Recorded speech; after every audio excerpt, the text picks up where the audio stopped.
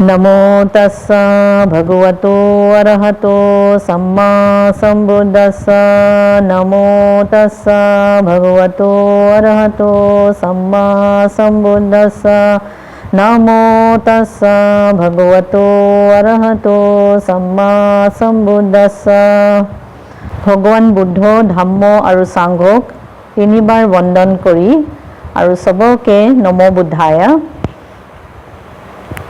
আজি life of বুদ্ধাৰ আমি ৰাজকুমাৰ সিদ্ধাৰ্থৰ দয়ালু চাওঁ। ৰাজকুমাৰ সিদ্ধাৰ্থ বহুত ভাল আৰু দয়ালু আছিল। অকল মানুহৰ ওপৰতে নহয় সকলো জীৱ জন্তুৰ ওপৰতো তেখেত বহুত দয়া কৰিছিল, সবকে দয়া কৰিছিল।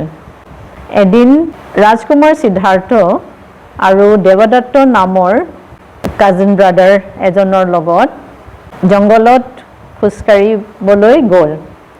জংগলত যাওঁতে ওপৰত দেখিলে যে এজাক হাঁহ, সেই হাঁহটোক দেখি দেৱদত্তই নিজৰ ধনুকাঁড়ৰ পৰা এটা তীৰ সেই হাঁহটোক মাৰিলে। তীৰটো গৈ হাঁহ এজনীক লাগিলে আৰু এই হাঁহটো ছটফটাই মাটিত পৰিলে। মাটিত পৰাৰ লগে লগে দুয়ো ৰাজকুমাৰ দৌৰ মাৰি গ'ল হাঁহটোৰ ওচৰত। ৰাজকুমাৰ সিদ্ধাৰ্থই গৈ আগত পালেগৈ আৰু পোৱাৰ লগে লগে দেখিলে যে হাঁহটোৱে ছটফটাই আছে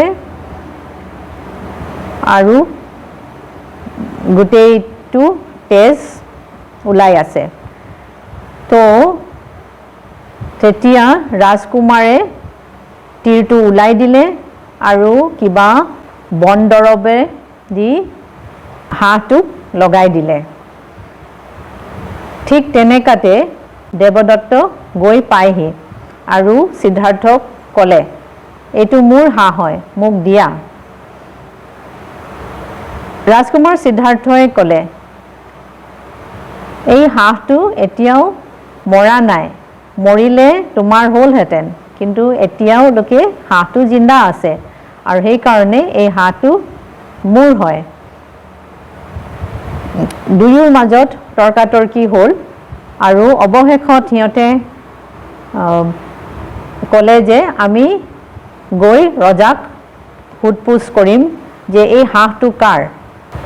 তো সিহঁতে গৈ ৰজাক সুধিলে। ৰজাই সিহঁতৰ কাহিনী শুনি ক'লে যে হাঁহটোক যোনে বচাইছে সেই হাঁহটো তেওঁৰে হ'ব।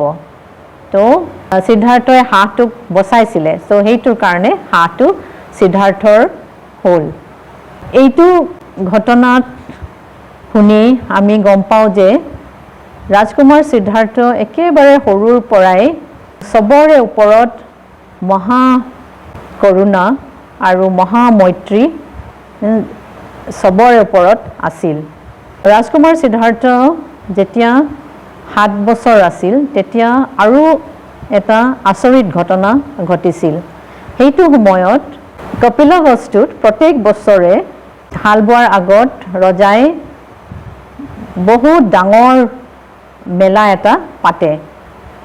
এই মেলাটোত ৰজাই নিজেই এটা সোণেৰে সাজি থোৱা নাঙলেৰে হাল বাব যায় আৰু সেইটো দিনত চবেই ছুটি পায় মেলাটোত অংশগ্ৰহণ কৰিবলৈ।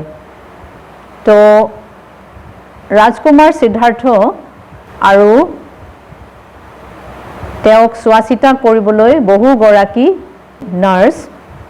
নাৰ্ছৰ লগত মেলাটোৰ ওচৰলৈ গ'ল। তাত যোৱাৰ পাছত ৰাজকুমাৰ সিদ্ধাৰ্থই মেলাটো চাবলৈ ইমান ইচ্ছা নকৰিলে আৰু এটা গোলাপী জামুন গছৰ তলত গৈ বহিলে আৰু তেওঁক চোৱা নাৰ্ছবিলাকক ক'লে যে সিহঁতে গৈ মেলাটো চাব পাৰিবগৈ। তো সিহঁতে গুচি যোৱাৰ পাছত ৰাজকুমাৰ সিদ্ধাৰ্থই নিজৰ চাৰিওফালে চাই প্ৰাকৃতিক লক্ষ্য কৰিলে যে প্ৰথমতে সি দেখিলে এটা এবিধ ডাঙৰ জেঠীৰ নিচিনা গৈ পৰুৱা ঘৰৰ ওচৰত গোটেই পৰুৱাবোৰ চেলেকি চেলেকি খাই আছিলে আৰু ঠিক অলপতে দেখিলে যে এটা সাপ আহি সেই জেঠীটোক মূৰত কামোৰ মাৰি খাই পেলালে আৰু অলপ পিছত দেখিলে যে এটা বাজ চৰাই আহি সেই সাপটোক উঠাই লৈ গ'ল মাৰিলে আৰু খাই পেলালে এইটো দেখি ৰাজকুমাৰ সিদ্ধাৰ্থই বহুত ভাবিবলৈ ধৰিলে আৰু এই গোলাপী জামুন গছৰ তলত বহি ধ্যান কৰিব ধৰিলে ধ্যান কৰোঁতে ৰাজকুমাৰে 1 ঝানা 2 ঝানা 3 ঝানা 4 ঝানা পাই গ'ল তো 4 ঝানাৰ পোৱাৰ পিছত